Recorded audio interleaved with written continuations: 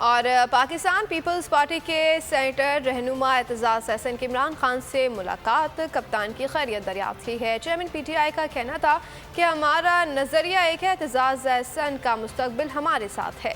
ये मेरे wicket keeper हुआ करते थे। 1 साल पहले एतजाज़ अहसन को PTI में शमूलियत की दावत दी थी।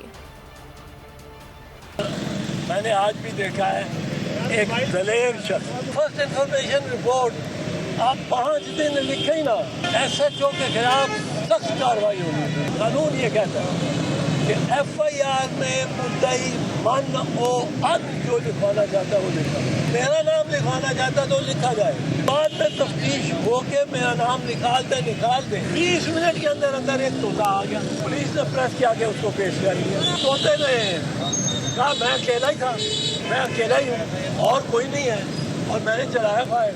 वो जो तोता बस नजीर है, जो कैमरा मैन, उसका बयान रिकॉर्ड और सवाल का है, इन दोनों की जान को खतरा है।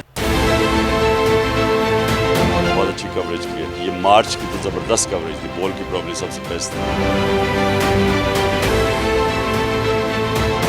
सबसे ज्यादा रील्स और सबसे ज्यादा रेटिंग के साथ बोल रहा नंबर 1। सब्सक्राइब करें और बेल दबाएं ताकि कोई खबर रह न जाए।